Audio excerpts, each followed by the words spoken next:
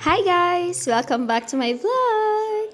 For today's video, andito tayo ngayon sa Burgers Ahoy, Laurel, Batangas. At dahil nandito na rin naman lang kayo sa video ko, edi panoorin nyo na, wala kayong choice. Wow! Nakikita nyo ba yan? Loming, Batangas.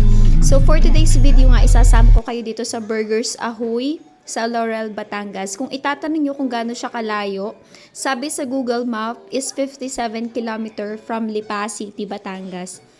Madali lang naman siyang malocate. Isa-search nyo lang yung Burgers Ahoy, Laurel, Batangas, and then lalabas na siya sa Google Map. Nakapunta na kami dati before. Onti lang yung menu nila. Ngayon, marami na silang menu. Meron na silang lomi, halo-halo, meron na silang katabing coffee shop, tapos yung mga burger.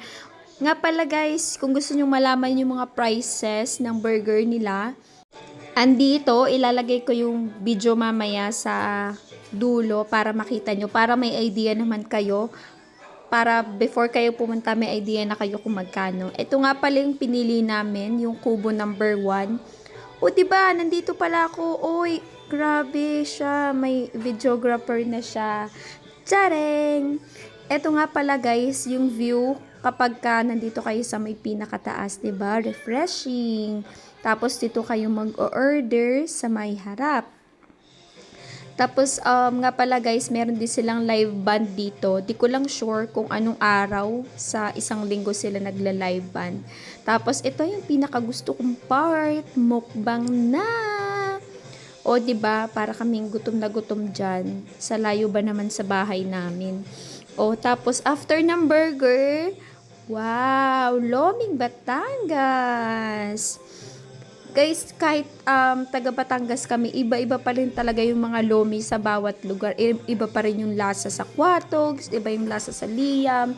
Iba pa rin yung lasa dito, magkakaiba talaga siya.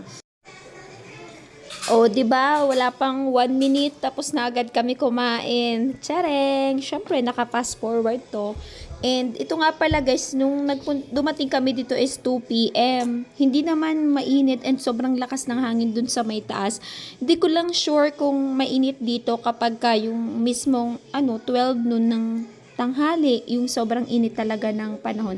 And dito, magagala-gala muna kami dun sa may baba kasi magpipicture-picture kasi mahilig talaga kami sa picture. And hindi naman halata sa mga post ko. And guys, nga pala, munti ko na makalimutan yung mga prices. Ito na talaga, yung kasunod na video para makita nyo yung mga prices. Ito yung view nga pala kapag nandito kayo sa baba. 'Di ba? Ito si ate, mag-skating daw siya dyan. O, 'di ba? Kami ni Bunso. Wow, may videographer na talaga siya. Shout out naman kay Sam, Nathan Padiran. Thank you sa pagkuha ng video. And ito nga pala yung mga prices nila.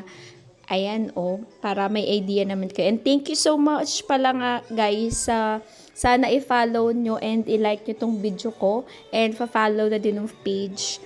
Thank you so much guys. Dahil sa inyo, mag-e-edit na ulit ako. Thank you. Bye-bye.